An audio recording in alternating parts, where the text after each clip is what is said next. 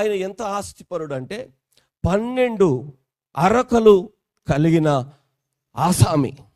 12 అరకల పని చేపిస్తూ ఒక అరక ఆయన కూడా దున్నేవాడట. అంటే కష్టజీవి కూడా.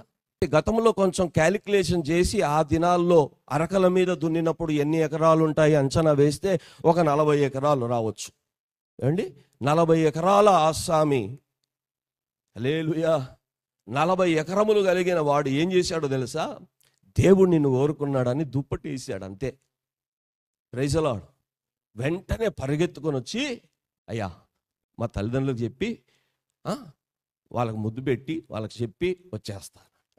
మళ్ళీ వస్తే ఏం చేసిండో తెలుసా? ఈ ఎడ్లన్నిటినీ వధించి విందు చేసి, హల్లెలూయా, ఆ అరకలని డిస్ట్రాయ్ చేసి ఎద్దులని వధించి మొత్తం అందరికీ విందు చేసి నేను దేవుని పని కొరకు వెళ్తున్నాను అని వచ్చాడంట. ఆయనలో ఉన్న ఆశ ఏమంటే సేవంతా జరుగుతుంది. ఏ సేవకుడు వెంబడి తిరుగుతున్నాడో ఆ సేవకుడిని చూస్తున్నాడు.